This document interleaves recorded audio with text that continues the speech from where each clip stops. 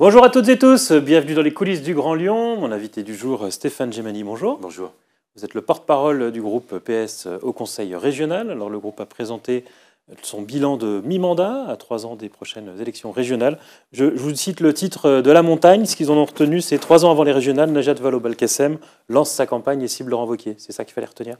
Non, je ne suis pas sûr que ce soit ça qu'il faut retenir, surtout qu'encore une fois, 3 ans avant, partir, enfin en tout cas dire qu'on part en campagne, je ne suis pas sûr que ce soit bien à propos. Enfin, en tout cas, c'est pas l'esprit de Najat Vallaud-Belkacem là-dessus, ni du groupe. Comme vous le savez, hein, les choses, elles se font pas aussi longtemps à l'avance. Beaucoup d'eau vont passer sous les ponts d'ici là. Non, l'idée, c'était de se dire que, voilà, effectivement, là se présente une moitié de mandat. Il est intéressant quand même que sous la présidence de Najat Vallaud-Belkacem, on puisse en tirer, pas une conclusion, mais quand même un point d'étape.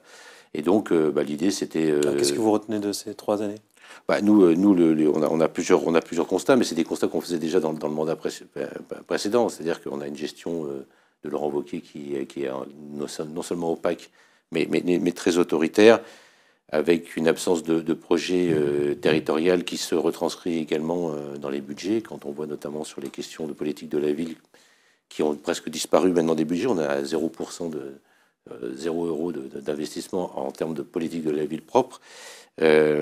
Toujours ce manque de transparence sur certains dossiers, un clientélisme qui est évident, mais alors ça, le clientélisme, il est assez partagé. Alors forcément, les villes de gauche, ou en tout cas les territoires qui sont à gauche, en pâtissent plus, mais à partir du moment où vous n'êtes pas dans l'écurie de Laurent Wauquiez, même à droite, vous en souffrez.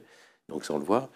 Et puis, on voit que, encore une fois, étonnamment, sur des questions un peu régaliennes, fondamentales, comme sur les questions de transport, sur les questions de politique de la ville, comme je vous le disais, sur les questions de formation, sur les questions des lycées, il y a des préférences qui sont faites et il y a des abandons pour faire valoir une certaine économie, une certaine bonne gestion, alors que quand on est à la tête de la deuxième région de France la plus peuplée, on devrait justement, surtout pour Laurent Wauquiez qui va en faire une vitrine pour ses présidentielles, un laboratoire de ce qu'on est en capacité de faire à l'échelle nationale. Et quelque part, c'est juste un petit comptable, et j'ai rien contre les comptables, j'ai été chef d'entreprise, il m'était grandement service, mais c'est une gestion, même pas à la papa, c'est vraiment une gestion à la petite semaine, alors que derrière... Vous pointez 125 millions d'euros de réduction de dépenses dans la formation professionnelle. Oui. Vous les auriez maintenus? Non seulement je pense qu'on les aurait maintenus, mais on les aurait augmentés, parce que ça impacte directement l'emploi de chacun, la possibilité de se former tout au long de sa vie, la possibilité de changer d'orientation, de changer de métier. Moi, j'en suis un exemple, hein, j'ai une maîtrise en économie. La formation professionnelle, à un moment donné, m'a permis de changer de direction et de devenir chauffeur de bus. Après, il y a la volonté de vouloir changer de vie, mais la formation, quand elle est présente, elle est présente. Et alors, je ne vais pas prendre mon cas pour un exemple, mais quand on voit justement des métiers en tension, comme on peut les trouver par le fait que Laurent Wauquiez a supprimé ses crédits pour la formation professionnelle, notamment les chauffeurs de bus, et bien on se dit que là c'est une erreur politique patentée, et non seulement une erreur patentée, mais véritablement un dévoiement de ce que la région a comme obligation de pouvoir apporter à ses concitoyens au quotidien. À l'inverse, vous pointez qu'il y a 300 millions d'euros qui ont été investis dans la sécurité depuis 2021. Ça, ce sont des investissements que vous n'auriez pas faits? Alors, on les aurait peut-être pas fait de la même façon. C'est-à-dire que moi, quand Laurent Wauquiez est arrivé et qu'il a voulu soumettre la question de la sécurité, je n'étais pas hostile. Parce que moi, je suis quelqu'un qui, voilà, je pense que la sécurité est la première des solidarités. Donc, quand il y a des problèmes de sécurité, s'y intéresser, même quand c'est pas la compétence d'une collectivité, c'est pas forcément anachronique. Hein. Moi, je pense que c'est vraiment quelque chose sur lequel il fallait aller. Mais on est devenu juste une centrale d'achat. C'est-à-dire qu'il n'y a pas de politique, de véritable politique de sécurité. Il y a juste une volonté de faire de l'affichage. On achète des caméras de vidéosurveillance. On va acheter des plots pour empêcher l'intrusion de véhicules à certains endroits, des portiques de sécurité. Mais derrière, il y a police pas dans les transports. La police dans les transports, c'est la capacité de transport, justement, c'est la compétence région. Donc, qu'il y ait une police des transports accrue, c'est bien, mais ça aussi c'est de l'affichage, parce que le nombre de policiers qui ont été dédiés justement à la police des transports n'est pas suffisant par rapport à tout cela.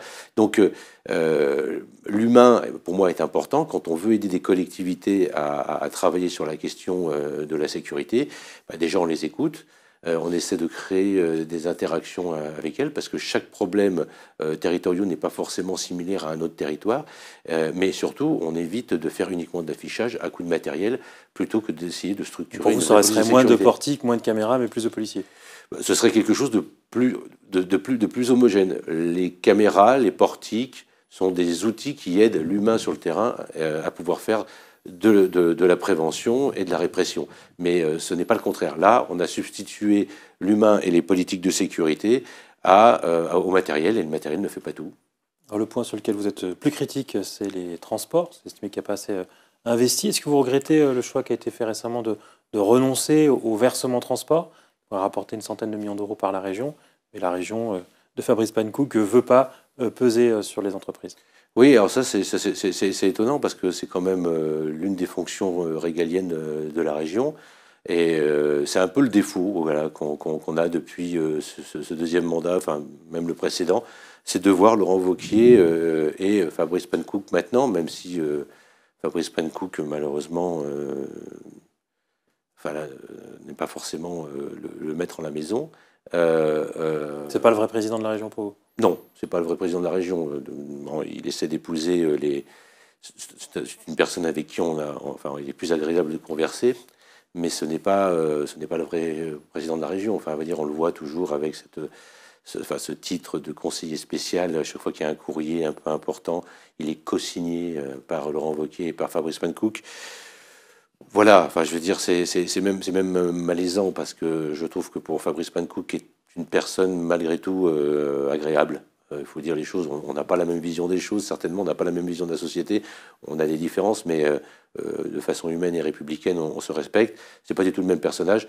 Le voir être un peu, pour ma part, malmené et pris en porte-à-faux par rapport à Laurent Wauquiez, qui plane toujours sur la région, voilà, c'est malaisant. Mais pour revenir à ce que vous disiez sur les transports, c'est un petit peu comme toutes les fonctions un peu régaliennes de cette région.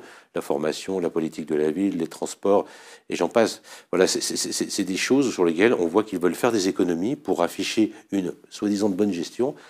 Alors que, voilà, quand on est encore une fois à la tête de cette région-là, on devrait être innovant, on devrait inventer. On est dans une situation où on est de plus en plus réduit sur les financements. Donc, il nous faut être inventif et voir ce que l'on peut créer.